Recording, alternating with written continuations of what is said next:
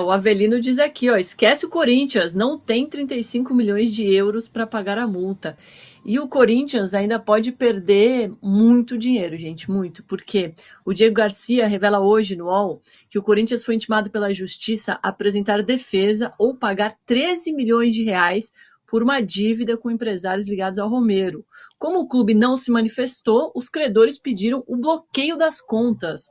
A reportagem procurou a direção do Corinthians para saber o motivo do clube não ter feito a defesa, mas não teve resposta. O Corinthians para 2024 é essa grande incógnita, né? Já dispensou o Gil, Juliano, Renato Augusto, Cantilho, o Fábio Santos aposentou e até agora não chegou ninguém, apesar de muita especulação, Mili. Vai ter time para estrear no Paulista? Então, pois é. É uma lástima, né? Esse ciclo administrativo do Corinthians, ele é completamente calamitoso, né? Foram vendidos dois times vindos da base, né? A gente listaria aqui, o Perrone até vai lembrar mais que eu, mas assim, de Gabriel Pereira a Robert Renan, passando por Mantuan, gente, foi muita gente, foi mais de um time, tá? Da base, porque eles diziam que era preciso pagar por preços ridículos, tá? Preços ridículos. Porque diziam que era preciso amortizar a dívida. A dívida foi de 900 e tanto milhões para 800 e tantos, né? Então amortizou um tiquinho. E talvez não sejam nem esses os números. Seria muito importante que o Augusto Melo iniciasse a gestão dele com uma auditoria muitíssimo bem feita. E aí o Corinthians agora a gente está vendo esse residual aí, né? De uma administração que conduziu muitíssimo mal as coisas. Deixou de pagar, aí avisou na saída, ainda tentando ganhar as eleições, avisou que estaria quitando a dívida do estádio. O que não é verdade. A Caixa Econômica nessa gestão Arthur Lira, né? Porque são parceiros do Arthur Lira. O Lula tirou quem estava lá, que era de Eleonora, não vou lembrar o nome dela agora, que era uma administradora de carreira, para colocar o parceirão do Arthur Lira. Aí o Corinthians correu lá para dizer, vamos quitar essa dívida aí, vamos fazer um acordo. E a Caixa não revela que acordo é esse, que estaria sendo feito. Então, assim, é um banco público, tem que revelar. E pelo pouco que sabemos, não é a quitação da dívida, é o perdão de uma dívida. Então, gente, assim, é tudo errado, começo, meio e fim.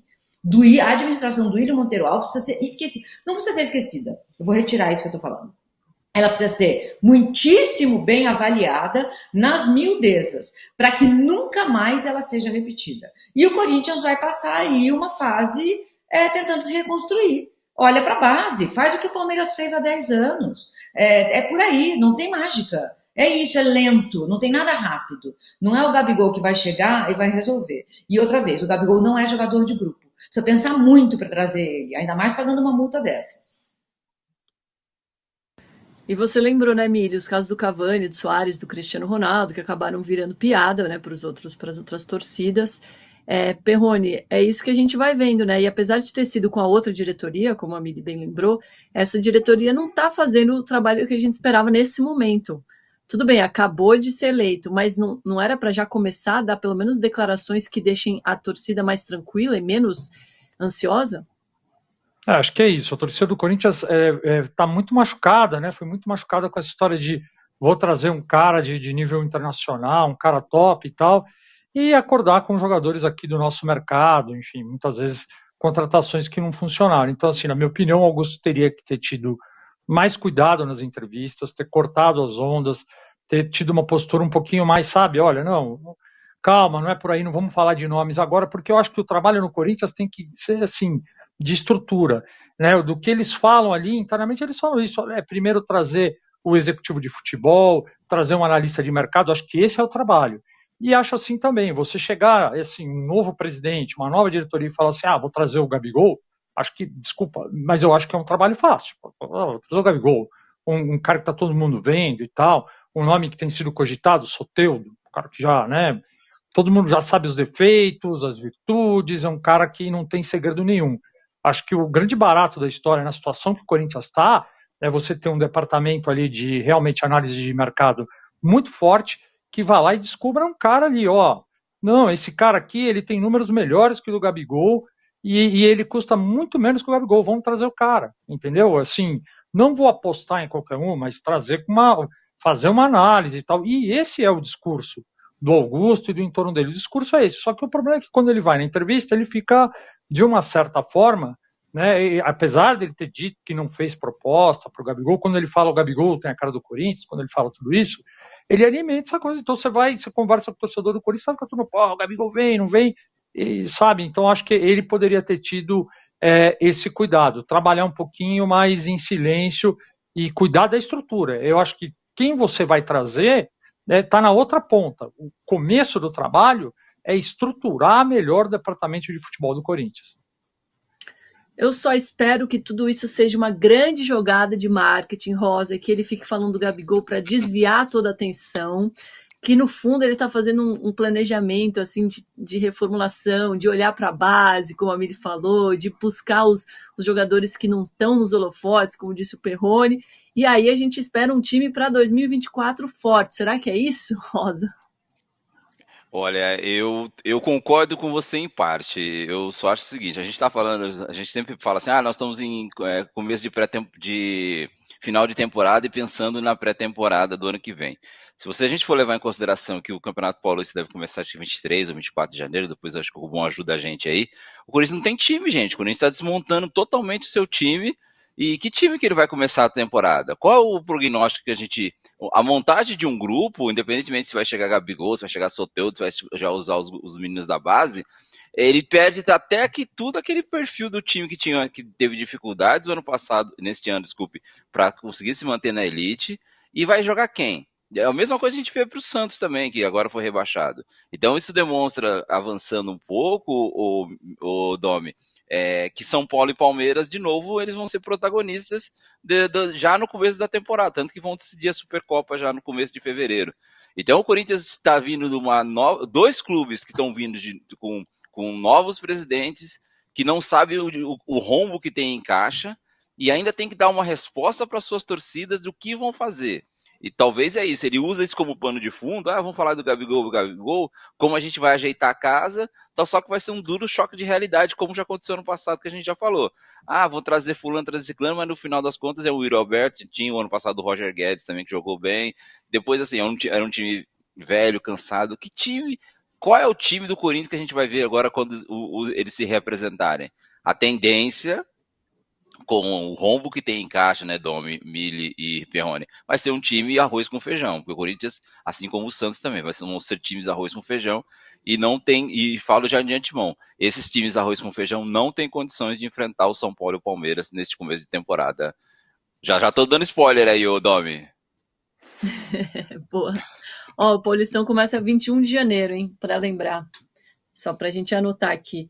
E eu vejo alguns comentários defendendo o Gabigol, principalmente porque ele fez o que fez no Flamengo, né? Óbvio que não apaga o que está na história dele.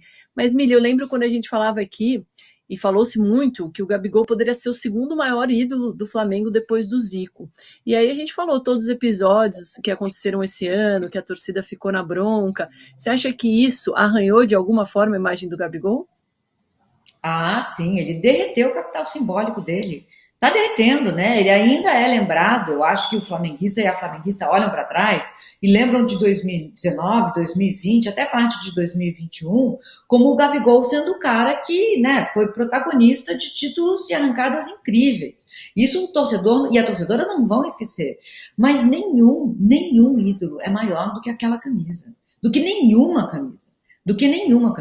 E outra coisa, tem muitas outras variáveis para formar um ídolo. O Fred no Fluminense, por exemplo.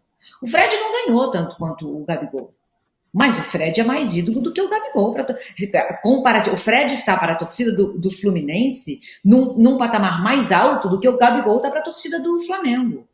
E por que isso? Porque a idolatria também se constrói com entrega, com dedicação, com alma.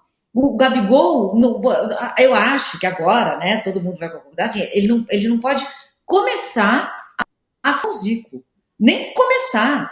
Ele não pode ser comparado ao Tita, ao Adílio. Talvez alguma flamenguista discordem de mim, né? Eu, como diz o Tabet, é uma herege falando, já que eu não sou flamenguista. Mas enquanto herege, eu vou dar minha opinião, e ela é essa. Eu acho que houve outros, Rondinelli, gente, assim, Carpegiani, muita gente que usou essa camisa com muito mais respeito. O Gabigol tá por causa própria, gente. Ele não tá pelo Flamengo. Ele conseguiu brigar com o Marcos Braz, ele fala coisas que não são. É isso, vocês falaram, dá beijinho na coletiva pro Dorival. Idolatria não se constrói só com troféu. Idolatria não se constrói só com troféu.